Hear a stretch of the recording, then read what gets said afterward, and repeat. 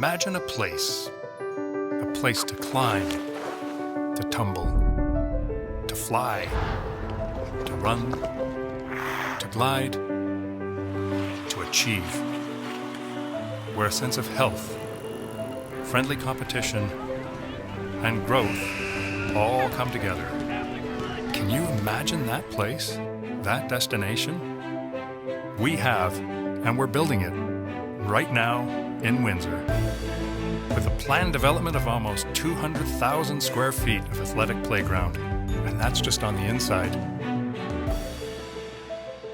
Central Park Athletics, some of it's already here, the rest is coming soon. Imagine that.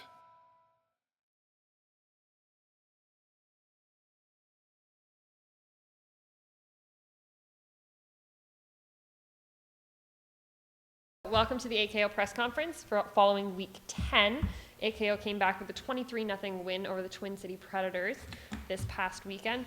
We have both Jermaine Simpson, the defensive player of the week for AKO. Brandon Donkers, the offensive player of the week, is not here today. And as well, head coach Mike LaChance. They will both be available for interviews following the press conference. And thank you to Steve Bell from AM 800 for coming today. So AKO is now in first place and has clinched the first seed coming up for playoffs next weekend. And so I'll hand it over to head coach Mike LaChance for his evaluation on the season and also the upcoming playoff game.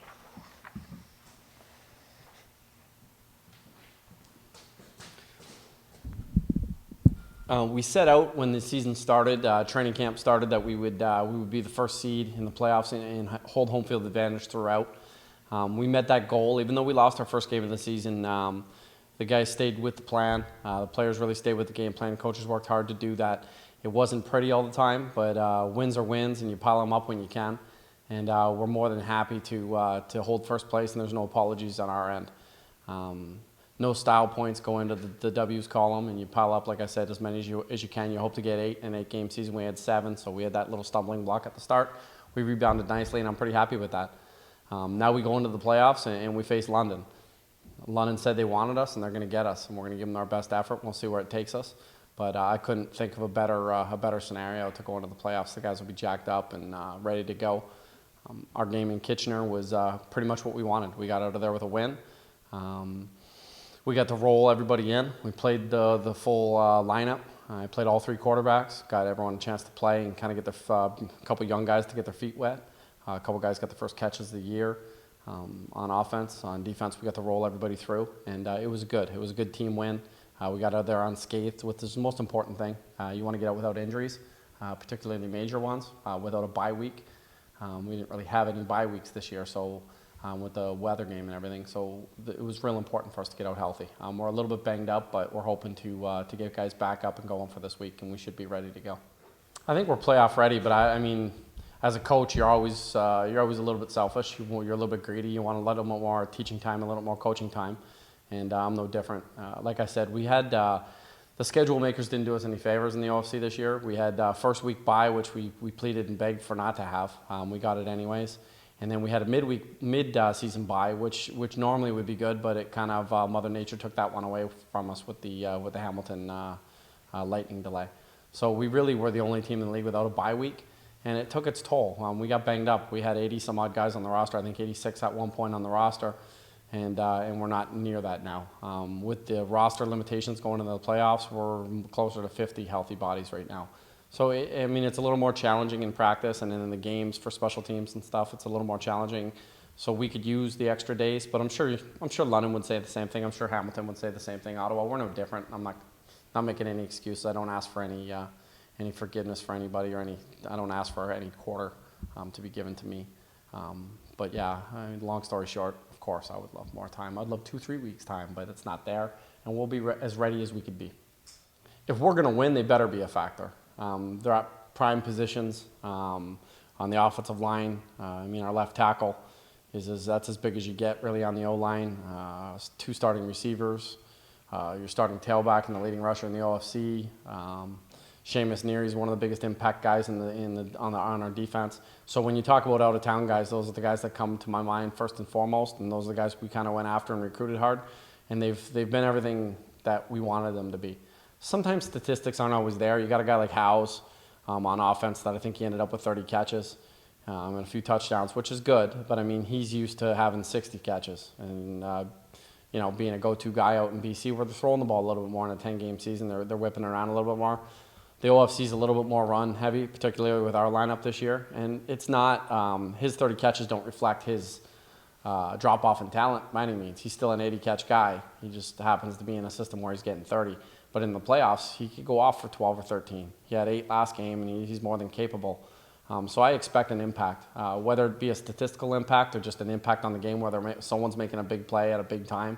I would expect one or all of those guys to make those. There's always concerns when you pull a quarterback mid-game multiple times in the course of a season. Of course, there's going to be concerns. But Austin and I have had many, many heart-to-hearts, and whether it be through just a text message late at night or one-on-one on the practice field or on the sideline of the game when I put my arm around him, we've got a pretty good relationship, and he knows that if there's anybody who believes in him, it's me. I truly do believe in the fact that someone can be a winner, whether it be in life or in sport. And I just think that he knows what it takes.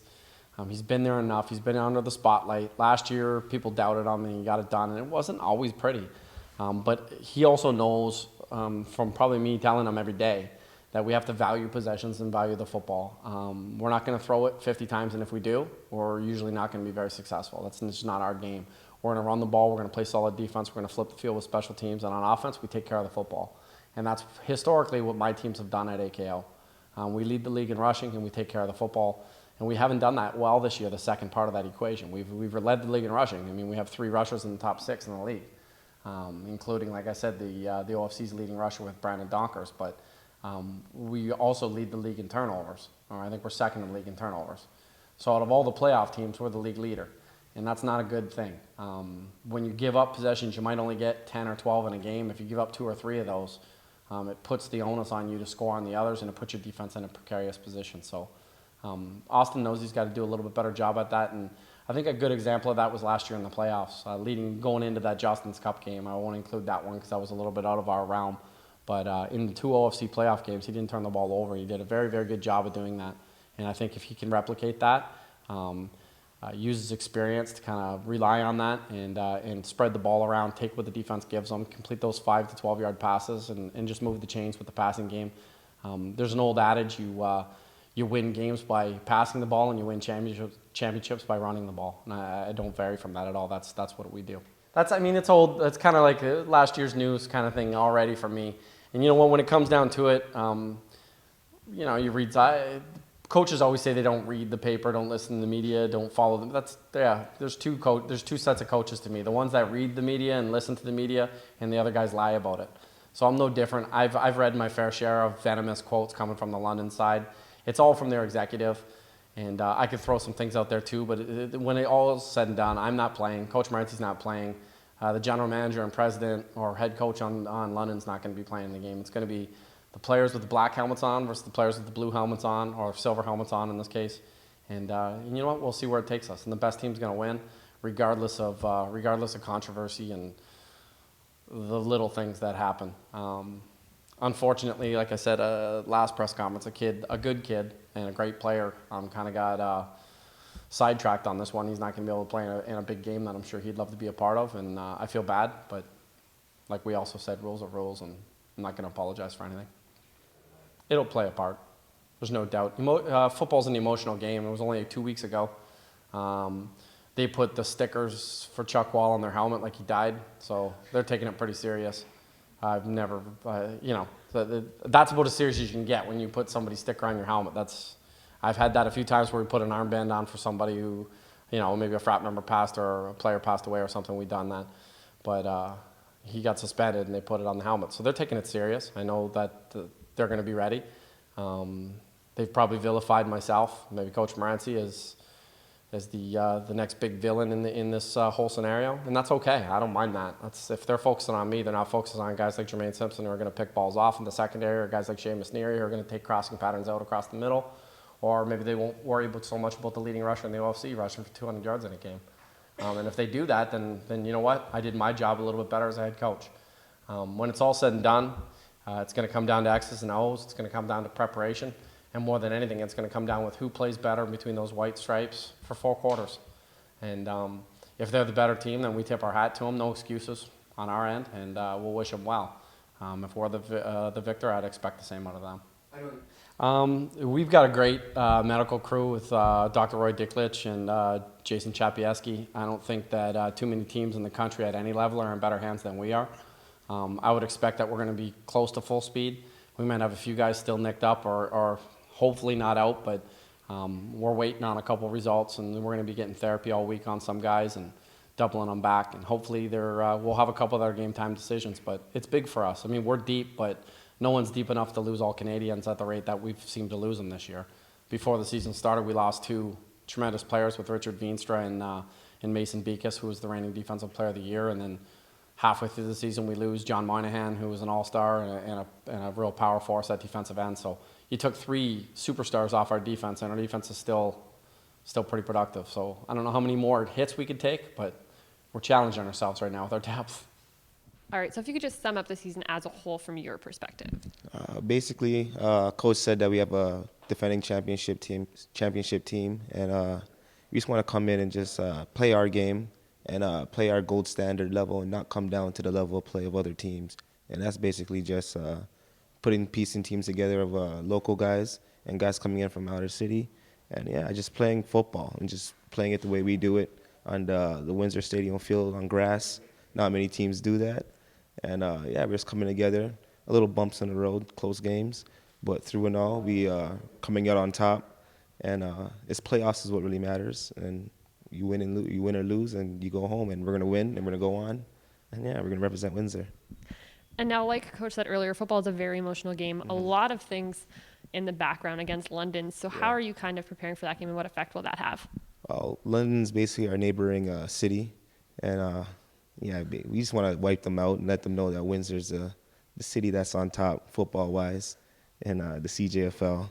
And, yeah, it's like you have a next-door neighbor. It's like United States and Canada, and we're closer to the border than London is. And, yeah, we're just going to show them that our style of play is what really matters in this league, and we're going to come and just, be the big brother and knock them down. Or in this case, if they think they're the little brother, we're going to be the little brother that got big. It's going to knock them down now. So we're just going to show that Windsor's going to be on top of London once again in 2014.